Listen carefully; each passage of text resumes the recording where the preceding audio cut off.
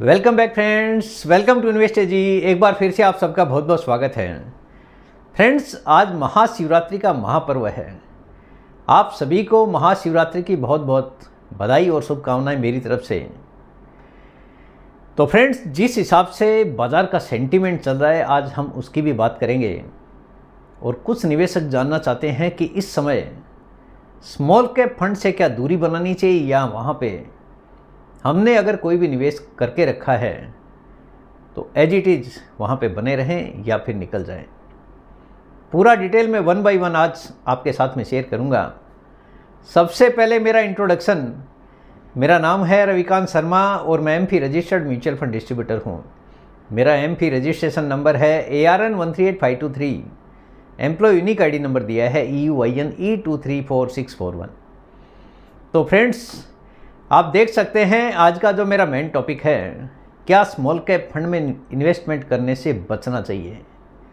बहुत सारे निवेशक हैं स्मॉल कैप के नाम से भी अभी तो ऐसा लग रहा है जैसे डर उनके दिमाग में बैठ गया है कि स्मॉल कैप में निवेश करके हमने काफ़ी बड़ी गलती कर दी है। हालांकि आपने जो इन्वेस्टमेंट किया है स्मॉल कैप में वो कोई गलती नहीं है। आपने एक ही जगह पर पूरा पैसा निवेश कर दिया, आपकी सबसे बड़ी गलती वही है।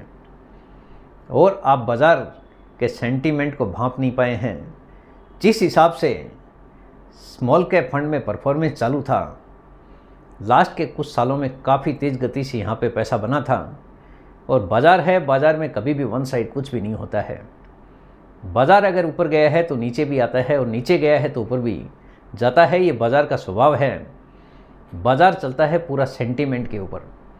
अगर आपने नोटिस किया है कि पॉजिटिव अगर बाज़ार है तो सेंटीमेंट सब कुछ पॉजिटिव चलता है, और अगर एक बार नेगेटिविटी बाज़ार में हावी हो गई तो सब कुछ ऐसे लगता है जैसे कल ही सब खत्म हो जाएगा। ऐसे ही केस में बहुत सारे निवेशक हैं फंस जाते हैं, क्योंकि जब इन्वेस्टमेंट करने आते हैं तो सोचते हैं 5 साल 10 साल 15 साल 20 साल देखेंगे भी नहीं। लेकिन बाज़ार में अगर 4-6 महीना भी गिरावट आ जाती है तो अच्छे अच्छे निवेशक परेशान हो जाते हैं, और ये परेशानी ही उनको नुकसान करने पर मजबूर कर देती है। तो आपको ऐसी गलती करने से पूरी तरह से बचना है। बाज़ार अगर गिर रहा है तो नॉर्मली ये देखा गया है कि बाज़ार में गिरावट के समय निवेश किया गया पैसा बाज़ार की रिकवरी के टाइम पर काफ़ी तेज़ गति से ऊपर आता हुआ दिखाई देता है।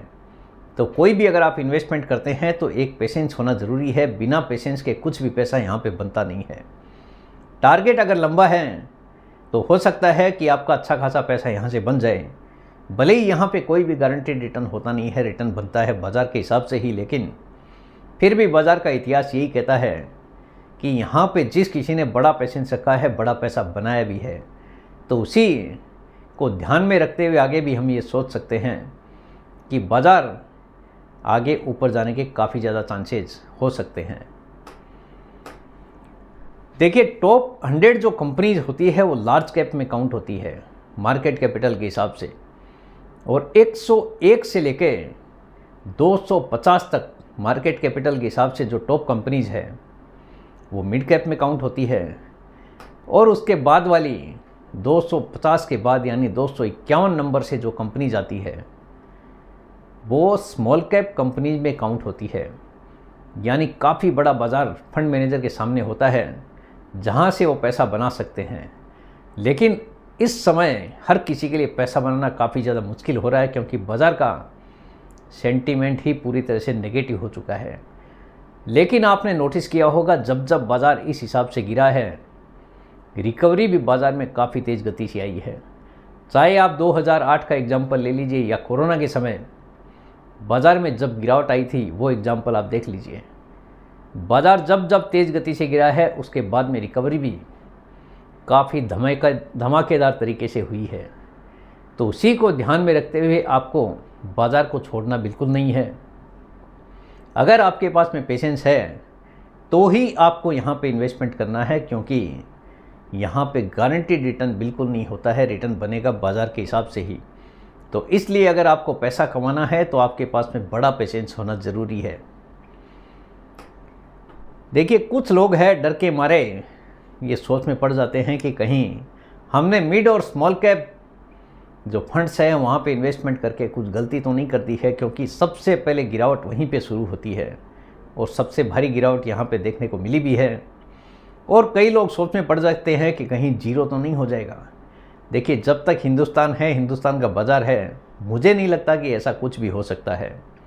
अगर आपने इन्वेस्टमेंट किया है तो लंबा टारगेट आपके पास में होना ज़रूरी है। शॉर्ट टर्म का जिस किसी का भी टारगेट है उसको यहाँ पे निवेशित रह के कोई भी फ़ायदा नहीं है, क्योंकि वो ज़्यादा से ज़्यादा 5%, 10%, 15% और 20% का इंतज़ार करेगा, उसके बाद में अपना पूरा का पूरा नुकसान करने को तैयार हो जाते हैं। तो आपको ऐसी गलती करने से पूरी तरह से बचना चाहिए। आपको बिना पेशेंस वाला कुछ भी पैसा यहाँ पे नहीं लगाना है। पैसा वही लगाना है जिसकी आपको अगले 5 साल, 10 साल, 15 साल, 20 साल, 25 साल या उससे भी ज़्यादा ज़रूरत ना हो। क्योंकि बार बार मैंने आपको बोला है कि पेशेंस अगर नहीं है, बाज़ार में अगर गिरावट आ गई तो ऐसे केस में आप अपना नुकसान कर बैठने को तैयार हो सकते हैं। देखिए, इसका जो गिरावट आई है बाज़ार में, उसका सबसे बड़ा कारण था कि यहाँ पे तेज़ी भी काफ़ी तेज़ आई थी। आपने नोटिस किया होगा कि मिड कैप, स्मॉल कैप में 2-2, 4-4 गुना, 5-5 गुना पैसा बन गया था 2-2, 4-4 साल में। अगर इतनी बड़ी तेज़ी आई है तो थोड़ी गिरावट तो बनती है। और आजकल सबसे बड़ी पॉजिटिव बात आ रही है कि रशिया और यूक्रेन का वॉर भी ख़त्म होने के कगार पे है। इजराइल हमास का वॉर ख़त्म हो चुका है। इजराइल और लेबनान का वॉर भी ऑलमोस्ट ख़त्म हो चुका है। यानी बाज़ार में पॉजिटिविटी आने के काफ़ी ज़्यादा चांसेज है। जो डर लग रहा है, ट्रंप के टैरिफ वॉर का डर लग रहा है, लेकिन ये एक शॉर्ट टर्म का टैरिफ वॉर है। आने वाले समय में मुझे उम्मीद है कि ये भी आपको पूरी तरह से ख़त्म होता हुआ दिखाई देगा। खाली सेंटीमेंट का एक चक्कर है जिसके कारण बाज़ार में गिरावट देखने को मिल रही है। तो आपको यहाँ पे पेशेंस के साथ में इन्वेस्टेड रहना चाहिए, क्योंकि अपने ही पैसे का नुकसान करके कोई फ़ायदा नहीं है। अगर आपके पास में पेशेंस की कमी है तो वही पैसा आप अपना एफडी के अंदर लगा दीजिए, आपके लिए ज़्यादा अच्छा होगा। क्योंकि बाज़ार में उठापटक आज भी है और आने वाले हर साल आपको देखने को मिलेगी। ऐसे ही बाज़ार में जब जब सेंटीमेंट ऊपर नीचे होता है, बाज़ार में ऊपर नीचे आपको देखने को मिलना ही है। म्यूचुअल फंड निवेश को इसका केवल एक सेंटीमेंट के हिसाब से अस्थायी नुकसान हो सकता है, क्योंकि आपका पैसा एक डेडिकेटेड फंड मैनेजर मैनेज कर रहा है जिसको बाज़ार के बारे में पूरा पता है। कौन सी कंपनी में कब क्या होने वाला है, कंपनी की बैलेंस शीट कैसी है, कंपनी का फंडामेंटल कैसा है, मैनेजमेंट कैसा है, ऑर्डर बुक कैसा है, कर्जा कितना है कंपनी के ऊपर। ये सारी जानकारी लेने के बाद ही फंड मैनेजर कोई भी कंपनी का सिलेक्शन करने के बाद में वहाँ पे इन्वेस्टमेंट करते हैं। तो आपका काम है इन्वेस्टमेंट करना और छोड़ देना, फंड मैनेजर का काम है आपके पैसे को मैनेज करना। टेम्परेरी हो सकता है आपको हर जगह पे लास्ट के 12 महीने का अगर आप डेटा देखोगे तो मेरे हिसाब से ऑलमोस्ट सारे फंड नेगेटिव हो चुके हैं। लेकिन नेगेटिविटी आने के बाद में ही पॉजिटिविटी शुरू होती है। तो मेरे हिसाब से हर किसी के लिए मौका हो सकता है। कई बार मैंने आपको दिखाया है कि 2-2, 3-3 साल तक रिटर्न यहाँ पे बना नहीं है, लेकिन उसके बाद में अगले ही 3 साल के बाद में 70% एक साल में रिटर्न, 80% एक साल में रिटर्न, यानी सारी रिकवरी एक ही साल के अंदर बाजार ने करके भी दी है। तो इसीलिए मैं बोलता हूँ कि कम से कम 5 साल का पेशेंस अगर है तो ही आपको यहाँ पे इन्वेस्टमेंट करना चाहिए। फंड मैनेजर जब भी पैसे को मैनेज करता है तो पूरी जानकारी लेने के बाद ही कोई भी कंपनी में इन्वेस्टमेंट करने को तैयार होता है। ये जो गिरावट है मेरे हिसाब से आपके लिए एक बेहतरीन मौका हो सकता है। ऐसा मौका बार बार मिलता नहीं है, तो मौका समझ के आपको यहाँ पे इन्वेस्टमेंट करने की तैयारी ज़रूर करनी चाहिए। लेकिन पैसा वही लगाना है जिसकी आपको ज़रूरत ना हो और जिस पैसे को निवेश करने से आपका पेशेंस ना डगमगाता हो। कभी भी पैसा एक ही स्कीम में पूरी तरह से आपको बिल्कुल भी इन्वेस्टमेंट नहीं करना है। टुकड़ों में इन्वेस्टमेंट कीजिए, लमसम कीजिए, लमसम के साथ में SIP कीजिए और अलग अलग स्कीम चुनिए इन्वेस्टमेंट करने के लिए। ऐसा नहीं कि पूरा का पूरा पैसा स्मॉल कैप के दिमाग में आया और स्मॉल कैप बहुत अच्छा पैसा देता है, पूरा पैसा यहीं पे डाल देते हैं। ऐसी गलती आपको बिल्कुल नहीं करनी है। आपके पोर्टफोलियो में स्मॉल कैप भी होना चाहिए, मिड कैप रखिए, लार्ज कैप रखिए, डिविडेंड यील्ड फंड रखिए, यानी पूरी तरह से आपको डाइवर्सिफाइड पोर्टफोलियो बनाने के बाद ही इन्वेस्टमेंट करना है और पेशेंस वाला ही पैसा इन्वेस्टमेंट करना है। ये बाज़ार का इतिहास रहा है कि एक ही तरह के फंड हमेशा नहीं चलते हैं। कभी भी एक ही तरह के फंड बाज़ार में पैसा बना के नहीं देते हैं। स्मॉल कैप फंड ने आपको बहुत पैसा बना के दिया है, लेकिन कोई ज़रूरी नहीं है कि हर साल स्मॉल कैप फंड ही परफॉर्म करे। इसलिए डाइवर्सिफाइड पोर्टफोलियो होना ज़रूरी है। इसका मतलब बाज़ार में इतनी सारी कंपनीज हैं। देखिए, फंड मैनेजर को मेरे हिसाब से तकलीफ नहीं होनी चाहिए, क्योंकि स्मॉल कैप फंड में अगर आप इन्वेस्टमेंट करेंगे या मिड कैप में करेंगे, लार्ज कैप में करेंगे, क्योंकि फंड मैनेजर बाज़ार की परिस्थिति के हिसाब से ही कुछ भी इन्वेस्टमेंट करने का प्लानिंग करते हैं।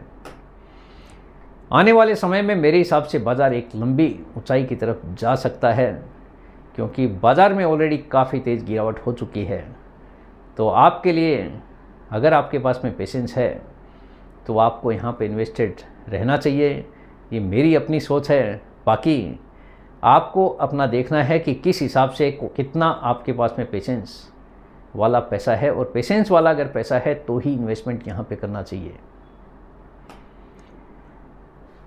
फंड मैनेजर, देखिए यहाँ पे जो स्मॉल कैप फंड होता है, स्मॉल कैप फंड के अंदर फंड मैनेजर अगर चाहे तो 35% पैसा लार्ज और मिड कैप स्टॉक्स में भी इन्वेस्टमेंट कर सकते हैं। 65% स्मॉल कैप में करना है और बचा हुआ 35% बाज़ार की परिस्थिति के हिसाब से लार्ज और मिड कैप में भी इन्वेस्टमेंट किया जा सकता है।